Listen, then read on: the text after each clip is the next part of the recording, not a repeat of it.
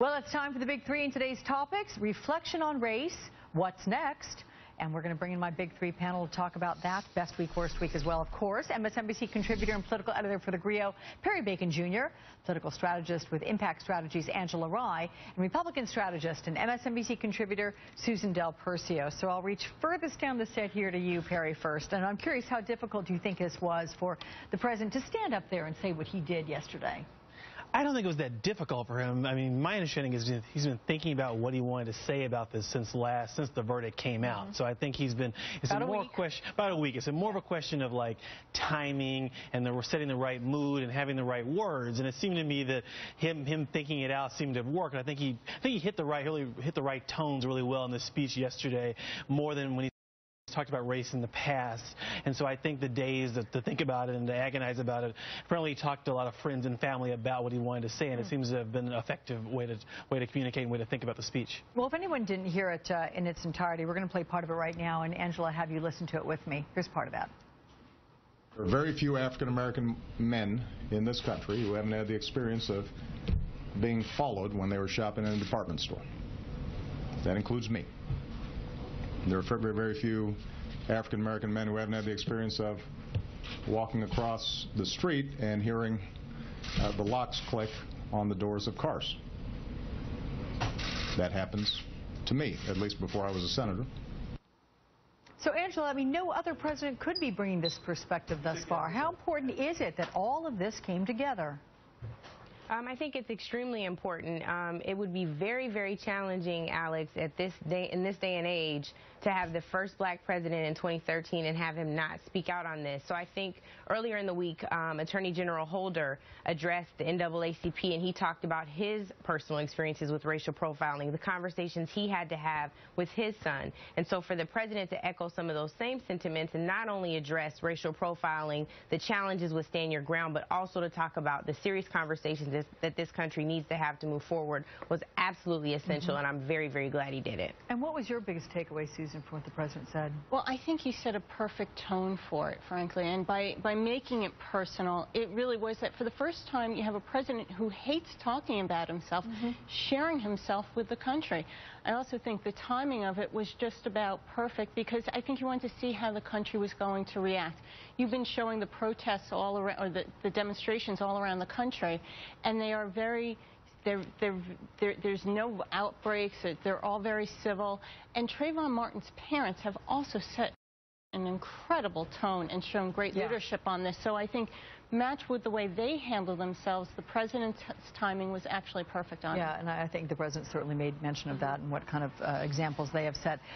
Perry, how important do you think it is for this president to make clear to Americans that this is what African-American males go through? I mean, do you think most Americans don't understand or don't try to put themselves in another's shoes like that?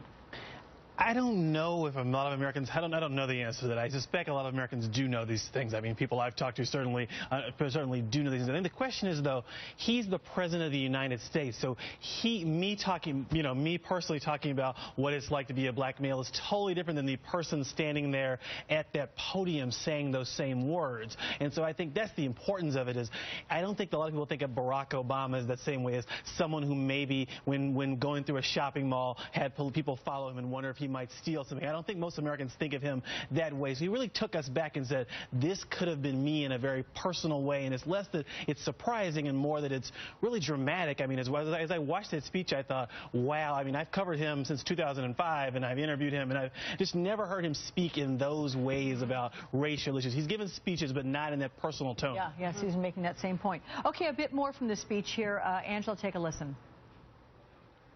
I don't want us to lose sight that things are getting better.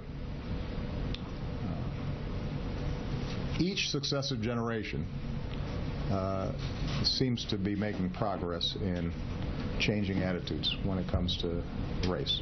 Doesn't mean we're in a post-racial society. It doesn't mean that racism is eliminated. Do you see a long-term impact, Angela, from the president's comments? I think yes and no. I think part of this is the onus is on the American people. So the president has spoken out. He's laid out a great speech. mentioned some very good points, but they're things that, again, to Perry's point, we talk about all the time. Kitchen table conversations. These are everyday conversations for people that don't have a choice to take off their race, their color of their skin.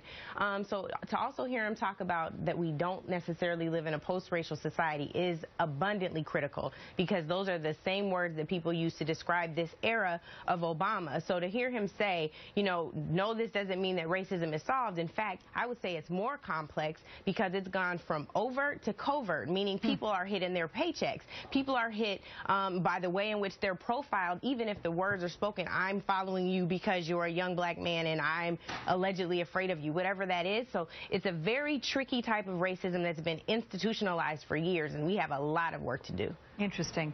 NBA star Charles Barkley plays a role in this week's Best Week, Worst Week. Now back to the big three for their best and worst of the week. We'll start with you, Susan. What you got? Well, the worst week I gave to Steve Cohen from Tennessee, congressman out of Tennessee, because he took a really bad Twitter situation and made it even worse by insulting a female reporter when asked about whether he was the father. Are you upset that you found out you're no longer the father of this woman? And he just replied with a condescending comment, even though you're attractive, I'm not going to answer your question. So he just got himself in more hot water. At all. But on the positive news, on the best week, I think it goes to the U.S. Senate, not just with what Reid and McCain were able to do on filibuster rules to actually get something done. I mean, right there, that's a lot. That's all good. But then to add that a Democrat, Kristen Gillibrand, got Ted Cruz and Rand Paul we were talking about that in really the important piece of legislation. That's fantastic. Angela, yours? Sure. I'm going to start with the bad news. The worst is Charles Barkley for his comments about the Trayvon Martin situation and the George Zimmerman trial. He can agree with the verdict. That's perfectly fine. But he acknowledged that racial profiling probably took place. But then he said that Trayvon Martin beat the hell out of George Zimmerman. I don't know who died and made him omniscient, but I'm really over Charles Barkley at this point. The best is Barack Obama for all the reasons that we've been talking about since he finished his speech yesterday. So kudos to the president. Okay, Perry, yours? The worst I said was Bob McDonnell. We've got another Morse this week scandals involving him and his personal affairs and ethics, and I just think he's taken a good governorship and made it a much worse one. And then for best, I said Harry Reid for the reasons Susan talked about. He finally went through and sort of said, I'm going to change the rules of the Senate, and the rules didn't change, but he definitely got nominees through. All right. All good. Angela Rye, Susan Del Percio, and Perry Bacon Jr. Thank you guys for that. Thank you, That is a wrap of Weekends with Alex Witt. I'll see you right back here tomorrow at noon Eastern Time. Up next, Richard Louis. Have a good one. What happens if you're not sleeping?